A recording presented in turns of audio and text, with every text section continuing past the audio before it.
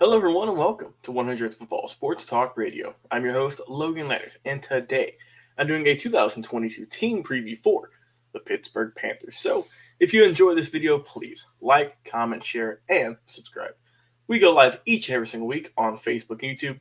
Check out clips of our shows on Instagram at 100th Football and our podcast available every single day, thanks to the Believe Podcast Network on Spotify, Apple Podcast, iTunes, iHeartRadio, anywhere you can think of. We are available and to download each and every single day. So go there, check us out, and be sure to leave a review. Let's get into it. Pittsburgh Panthers 2021 season, pretty phenomenal, I would say. 11-3 record overall, 7-1 in the ACC, or the ACC defending champs coming into this year. They won the Coastal Division, and they won their championship game against Wake Forest 45-21. But then they unfortunately lost the Peach Bowl game against Michigan State 21-31. But overall, a very good season led by, at the time, 7-year going to 8-year coach Pat Narduzzi. And I say that because, my goodness, he's going to be the coach for quite a long time. Signed a contract extension through the 2030 season. So we're going to be hearing his name and seeing him a lot longer in that Pittsburgh on the sidelines for them. But coming into 2022, this team is going to take a little bit of a dip, I think. Nothing too crazy, but they're losing a lot of key pieces. So I say that, right? Tremendous 2021 season, a breakout year for the program. First major bowl game in 17 years, ranked 13th overall in the country. But looking at the offense, we're going to start there because that's where they got hit hard. You lost Jordan Addison. You lost, of course, Kenny Pickett, your Heisman finalist. He went to the Steelers, and Jordan Addison, we'll get to in a little bit, he transferred. But you're going to have Keaton Slovis this upcoming year as your starting quarterback, it's expected. Obviously, he's not going to give you what Pickett gave you last year, but he is a former Pac-12 Freshman of the Year. In 3 seasons, right, close to 8,000 yards, 58 total touchdowns. So we got to hope that he can have a little bit of his past success coming over to Pittsburgh and bringing it on in there. Like I said, last year, just 2,153 yards, 11 touchdowns, 8 interceptions. So we'll see how he can do, but he got, the competition at USC got stronger. Jackson Dart, right, and other guys who were over there slow decided, hey, I need to get a new change of scenery, and he called his selection of choosing to go to Pittsburgh a no-brainer. So we'll see how he can go there.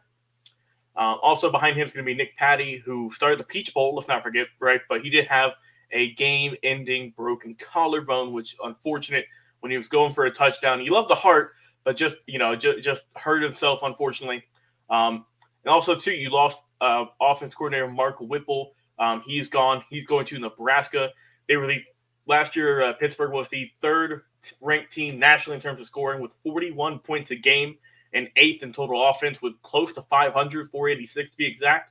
But you are getting Frank Cignetti Jr., a run-first guy. He's coming on over he's coming back because he was here back in 2009 to 2010. So about 10, 11, 12 years off, and he is coming back to Pittsburgh. I mentioned Jordan Addison a couple minutes ago. Let's talk about him now. He has gone reigning Blitnikoff Award winner for the best receiver. 100 catches, 1,593 yards last year, and an FBS best 17 touchdowns. He transferred, and he is going to USC. So that is definitely going to hurt. But Pittsburgh still has some really good weapons, though. You have Jared Wayne, 6'3" senior, 47 catches last year for close to 700 yards, 6 scores. He'll have to step up. You also have 2 other options. You have Akron transfer Kenoda Mumpfield, a freshman All-American last year with 61 catches and 8 touchdowns. And you also have sophomore tight end Gavin Bartholomew, who's going to have to step up as well to even just try and match what Addison did. So that's definitely going to hurt them, I think. But I think that, like I mentioned, Cignetti is more of a run-heavy guy. So we're going to be seeing a lot. To have a good offense and a good running game, you have to have good offensive line. Gabe Hoy, Carter Warren, both those guys come back. Jake Cradle, Marcus Miner, and Owen Drexel. You have 5 of those starters coming back for another season, so you like to see it there. And also, like I mentioned, the running backs. You have Israel Abnakota, Vincent Davis, the senior, and also sophomore Rodney Hammond Jr. Also, you have Daniel Carter right him there. So we'll see how they can do there. But I think the offense is going to take a little bit of a dip this year. But the defense, we'll see how they can do. Because going to the defense now, 6 All-ACC selections return this upcoming year from last year's, right? second nationally in sacks with close to 4 a game. Fourth down defense was at a tremendous 26.9%. Also fourth in defensive touchdowns with 5, sixth in run defense with only 90 yards a game, and eighth in interceptions with 16, and 39th in total defense with giving up about 353 yards a game. So you have a very good defense that's going to have a lot of guys coming back, and that is going to be the strong point this upcoming year. You have defensive tackle, right? Kalaji Kancey. He is your anchor. He is the guy you rely on. 7 sacks, 13 tackles for loss last season. Got him first-team All-ACC honors. You have senior and also second-team All-ACC last year, Buck Maldonado. He did great last year. 9 sacks with 12 tackles for loss. You also have 3 other guys coming back too. You have senior in Deslin Alexander, and also 2 other seniors, David Green and Devin Danielson, making this a just nightmare for opposing offensive linemen this upcoming season, I think. Going to the linebacking core, you get second-team All-ACC pick, Servoche Dennis. He's coming back after a tremendous and team-best 87 tackles this past 2021 season, to boot with 9.5 tackles for loss and 4 sacks. After him, though, we're not too sure who's going to be helping him back. 4 key linebackers are gone. Mostly, you lost your captain, Cam Bright. He went to Washington. You also have Notre Dame transfer Shane Simon. He's coming in, so we'll see. But like I say, he hasn't played a whole lot, only 27 tackles in 31 games, so not the greatest stats.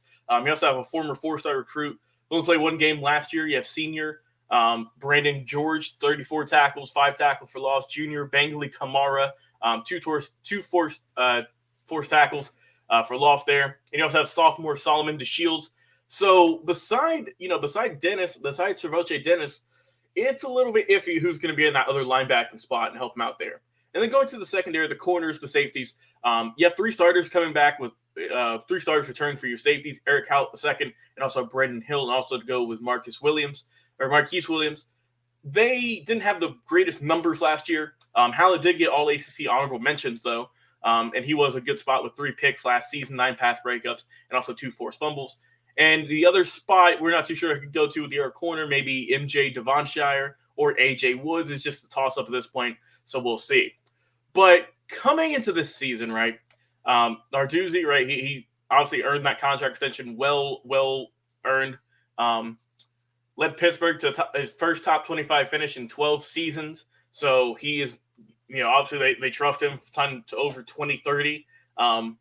And obviously you're losing your start quarterback, you're losing your best receiver, you lost a couple of pieces for your defense. You're getting back all your offensive linemen, though. But I think this team is going to be pretty much a similar record. I think they're going to be fighting for that ACC championship again. And looking at their schedule, let's look at it right now. First game, you got West Virginia, Tennessee, Western Michigan, Rhode Island, Georgia Tech, Virginia Tech, Louisville, North Carolina, Syracuse, Virginia, Duke, Miami, and that is that. So I think this is a team that is going to be phenomenal once again this year. They might take instead of going 11-3, maybe 10-4.